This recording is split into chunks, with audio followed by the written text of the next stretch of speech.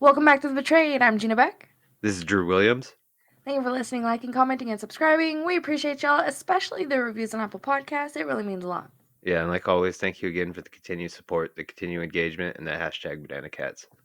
And you guys can always check out the links in the description, our social media, our website, merch, all that good stuff. How are you, Drew? I'm all right, G. How are you?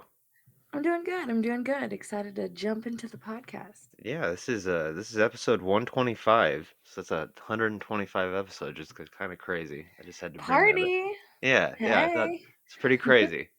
Well, we'll start this out with kind of our usual stuff. This was a story that came out. Well, it would be this week when this episode is released. It started on Tuesday, the 22nd. The first headline I found, which caught my eye, was "Who is Gregory Ryan Medema?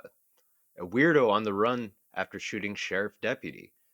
Then I was digging through it, and then before I could really find my answer, I found an update to it, and it read, "Florida blue alert suspect shot and killed by homeowner after breaking into residence."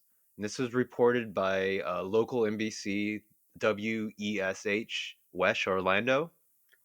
A blue alert was issued for 33-year-old Gregory Ryan Medema late Tuesday night by the Florida Department of Law Enforcement. Around 9:30 a.m. Wednesday, the alert was canceled.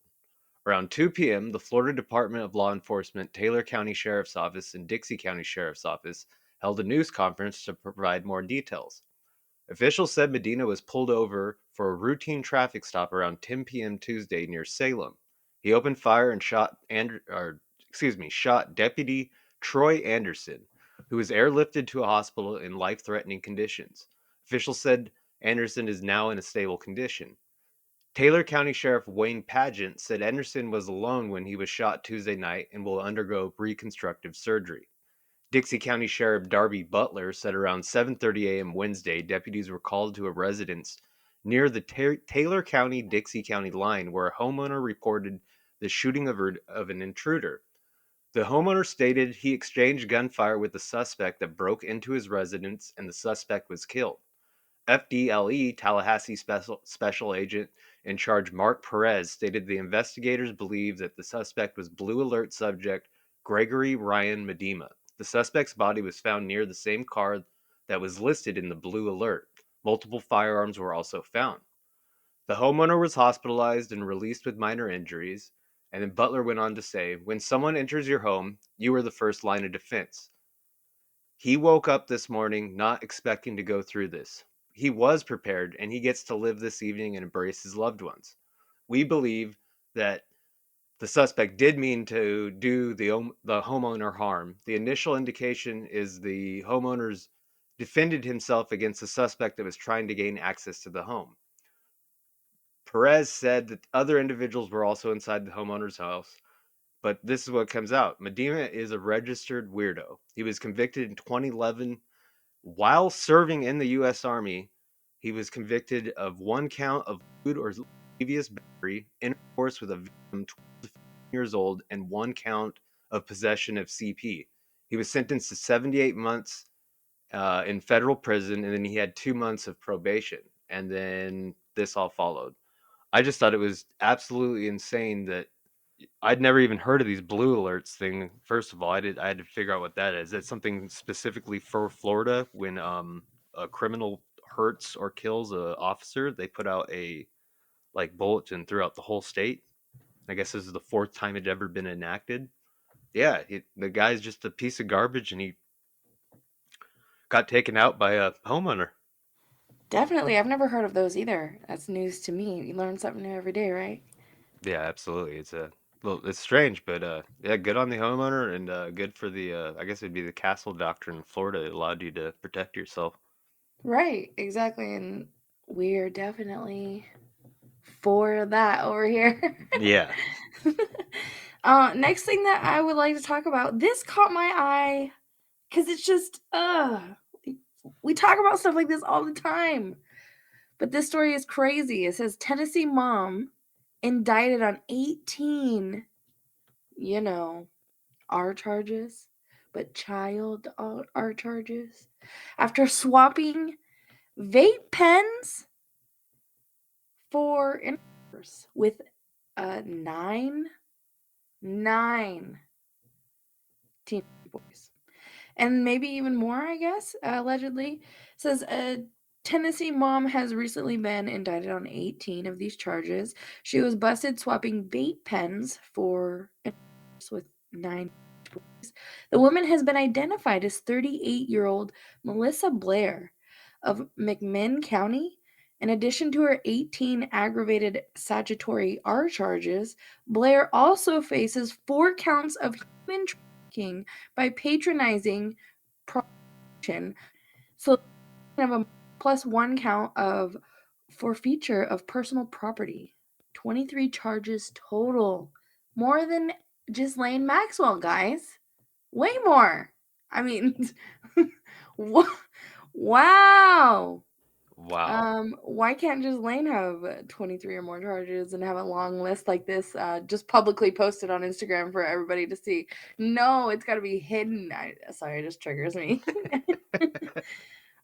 But I guess McMinn County Sheriff Joe Guy says all 9 victims, ages range between 14 and 17, and all are students of McMinn Central High School in Inglewood. While Blair is not an official employee of the school district, she was heavily involved in the school's booster club. She also had a student enrolled in the district who's since been transferred out. The parents say Blair reached out to their sons via social media, scheduling meetings and offering them products like vape pens in return for, you know, the talked about earlier, and other favors. Sheriff Guy says authorities received an anonymous tip and launched an investigation which found out about the alleged incidents that occurred from spring 2020 to late 2021. Sheriff Guy adds, "We suspect there may be additional and we encourage them or their parents to contact us. There may possibly be other victims who are now adults, and we also encourage them to contact us."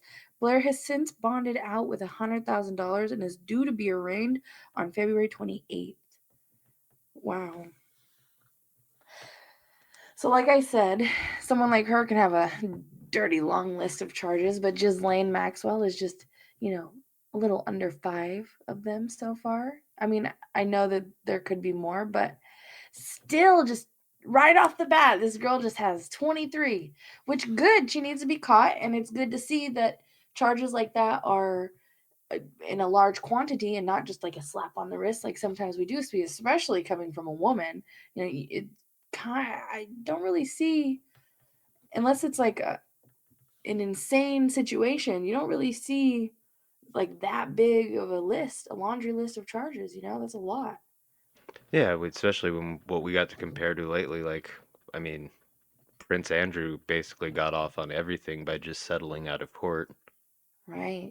He just And paid money and gets to carry on as his garbage self. right, it shows. It shows a lot just in these three scenarios, just laying the Prince Andrew and this. It shows so much. So pay attention. Especially, I guess, who your kids are around in school with or communicating with, who they're spending time with outside and during school meetings. Contact them through social media. That's why we always say check your kids' devices or don't let them on certain apps, or there's ways to do things like I've said in the past, not only like with the newspaper thing that I've talked about, how if you want to teach your kid real life scenarios, maybe let them read real life scenarios rather than you tell them, because they're more likely to understand it and maybe believe it coming from another source rather than someone that's closest to them, which sounds bizarre, but we all know that we didn't listen to our parents, aunts, uncles. Maybe we listened to that one favorite uncle, but we didn't listen to the other ones, or that other grandma, or the step grandma, or who, we didn't listen. Period. You only listen to someone you like and who's a favorite. So unless the parent is smart and knows your favorite person and says, "Hey, go teach my kid this. You got to figure out ways to detour them and to like get them to learn things in different ways. And that goes for social media. If you don't want your kid to be on social media, don't make it's like it's different for us. Like our parents when we were raised, I feel like they taught us like, "Oh, don't hang out with this kid," and it made you want to hang out with that kid. Oh, you're not going to the baseball park this weekend, and you maybe snuck out and went to the baseball park this weekend. Now we're worried about social media. So just take it into that form. So you're saying, hey, don't use Instagram because I don't like it, or because I don't want you to use it, or because it's dangerous. And your kid's like, but my friends are on it. Just like how we were like, but my friends are at the baseball park. So we're going to go. So we're going to figure out a way to use Instagram. So you just got to maybe, sorry, my dog's in the background with the ball. I don't know if you guys can hear that, but you just got to find out ways to like teach them things that like you feel like you would have learned if you were a kid. And I know we know those ways. Just you got to talk to your significant other and figure it out.